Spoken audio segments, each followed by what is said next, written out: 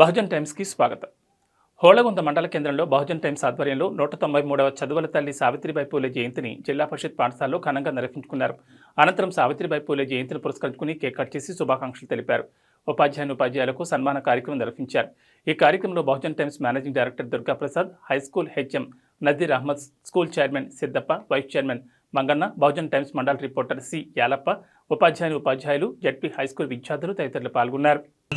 మంచి కవిత్రి కూడా ఎన్నో రకమైన సమాజంలో చైతన్యం కలిగించే రచనలు కూడా చేసింది. సమాజంలో చైతన్యం కలిగించడానికి రకరకాల పద్ధతులు ఉంటాయి. కొన్ని ప్రసంగాలు ఉండవచ్చు. ప్రసంగాలు ఎవరైతే చేరారో వాళ్ళకు పుస్తకాలు కూడా ఉండవచ్చు. మనం పుస్తకం చదివినట్లయితే ప్రేరణ కూడా పొందవచ్చు. పుస్తకం చదివినట్లయితే మీరు ఏమైనా చదువుతుంటారా? ఏమన్నా పుస్తకాలు అంటే టెక్స్ట్ బుక్స్ కాదు, స్టోరీస్ కావచ్చు, మహనీయుల చరిత్రలు కావచ్చు. వాళ్ళు ఏ విధంగా కష్టపడ్డారు, వాళ్ళ కోసం కష్టపడలేదు. వాళ్ళ కోసం కష్టపడలేదు. ఎవరి కోసం కష్టపడినారు? సమాజం కోసం కష్టపడినారు. సో మీరు కూడా అమ్మాయిలు, ముఖ్యంగా అమ్మాయిలకు సంబంధించిన సబ్జెక్ట్ ఇది. మీ యొక్క చదువును ఇప్పటితో ఆపేయకుండా పై చదువులకు వెళ్తూ మంచి ఉన్నత స్థానాల్లో ఉండాలని చెప్పేసి ఆ దిశగా మీరు ప్రయత్నం చేయాలి. ఎప్పుడైతే మహిళా సాధికారత సాధ్యమవుతుందో అప్పుడు సమాజం అనేది అభివృద్ధి చెందుతుంది. మహిళా సాధికారత అంటే అర్థం ఏంటి? దేన్ని మహిళా సాధికారత అంటాము? మహిళ వచ్చేసి అన్ని రంగాల్లో పురోగించడం. మన సమాజం వచ్చేసి పురుషాధికార సమాజం. మేమే గొప్ప అని చెప్పేసి మగవాళ్ళు అనుకుంటారు. మీరు గొప్ప కాదు, మీతో సమానము, మీకంటే ఎక్కువ అని చెప్పేసి ఆ స్థితికి రావాలా. జై భీమ్, జై భీమ్ అనాలా మీరందరూ కూడా గట్టిగా జై భీమ్, గట్టిగా ఇంకా జై భీమ్. మేమైతే ఇక్కడ అరిసేవాళ్ళు అక్కడికి వినపడిస్తుంది. ఇంకా గట్టిగా అరసాలా జై భీమ్ అనేది.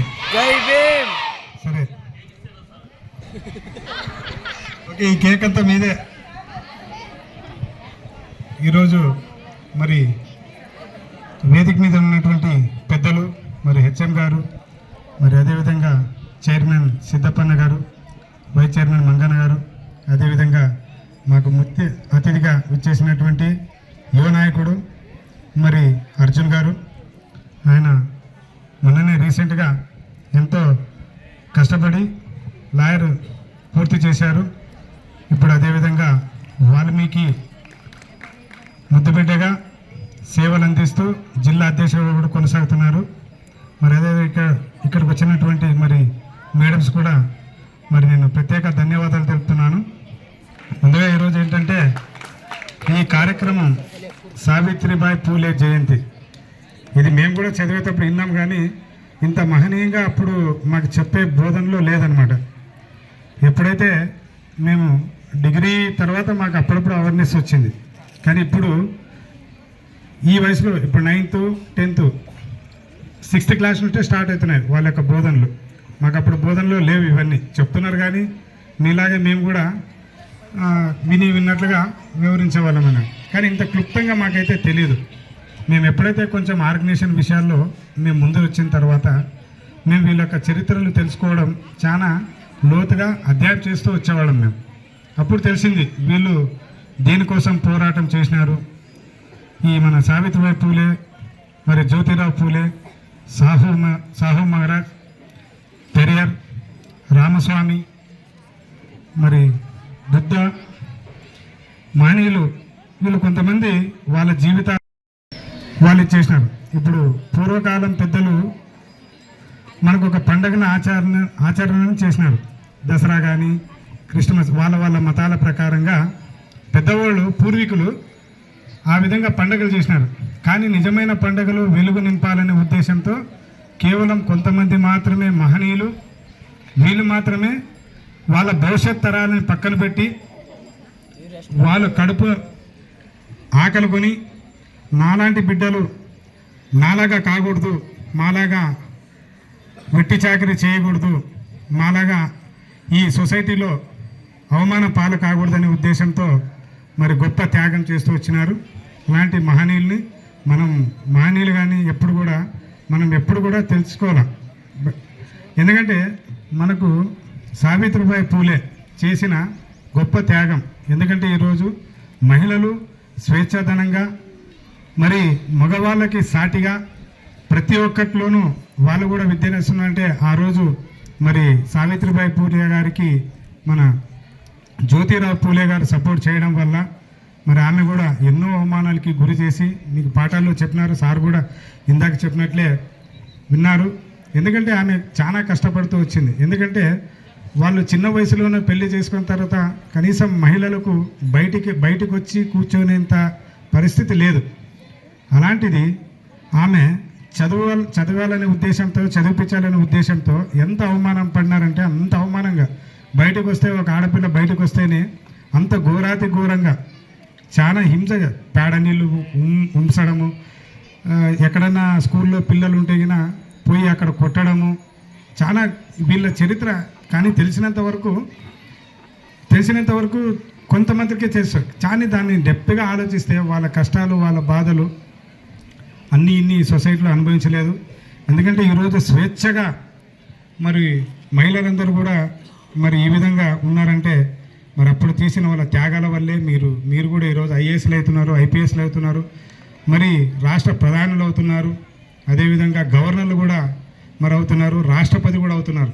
ఎందుకంటే వాళ్ళు చేసిన అనుకోవాలి బాబాసాహెబ్ అంబేద్కర్ గారు.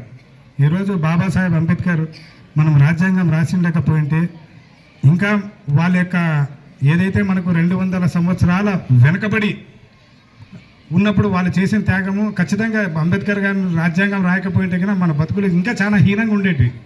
అట్లాంటిది సమానత్వాన్ని ప్రతి ఒక్కటి కూడా ఎన్నో సంక్షేమాలు ఆయన పొందుపరిచిన గొప్ప రాజ్యాంగం అది. ఎందుకంటే మహిళలు ఏదైనా ఉద్యోగం చేయాలనుకున్నప్పుడు వాళ్ళకి 6 నెలలు లీవ్స్ ఇవ్వడం కానీ, వాళ్ళు కడుపుతూ ఉన్నప్పుడు వాళ్ళకు ప్రత్యేకంగా ఒక జీవో తీసుకొని వచ్చి వీళ్ళు డెలివరీ అయ్యేంత వరకు వీళ్ళకి ఉద్యోగంలో ఉన్నప్పుడు లీవ్ ఇచ్చేసి వాళ్ళకి అదేవిధంగా జీతాలు కూడా వచ్చే విధంగా మరి ప్రత్యేకించి మహిళలకు 33% మరి బాబాసాహెబ్ అంబేద్కర్ గారు మరి రాజ్యాంగంలో పొందుపరుస్తూ వచ్చినారు.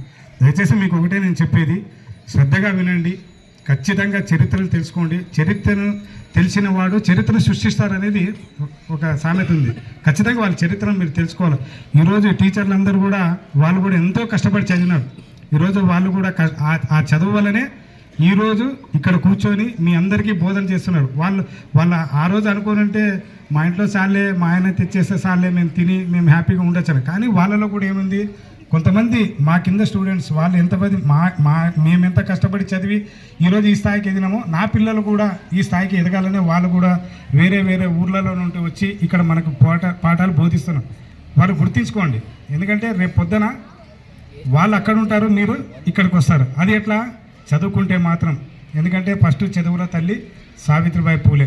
మాకు జయంతిలు అంటూ మేము చేసేదంటే ఫస్ట్ జయంతి ఈ సంవత్సరంలో ఫస్ట్ మన సావిత్రిబాయి పూలే జయంతి నుండి ఇంత మహనీయుల వాళ్ళవే మేము ఎక్కువ శాతం మేము జయంతులు జరుపుతాం. ఎందుకంటే మాకు పండగ లేకపోయినా కూడా మాకు కేవలం వీళ్ళని ఎప్పటికే మర్చిపోవద్దండి. ఒకటే నేను చెప్తున్నాను, మీరు ఏదైతే శ్రద్ధగా వినండి, శ్రద్ధగా చదివిపించండి. ఊరికి ఒక గౌరవకారం తేవాలనే ఉద్దేశమే మరి ఇచ్చిన ఈ అవకాశాన్ని బట్టి మరి నేను ముగించుకుంటున్నాను. మరి మాట్లాడేకి ఇంకా సారు, చైర్మన్ అందరూ ఉన్నారు. దయచేసి మీరు అందరూ కూడా పిల్లలు కూడా భవిష్యత్తులో ఎంతో ఎదగాలని ఆశిస్తూ జై భీమ్ తెలుపుతున్నాను. జై భీమ్.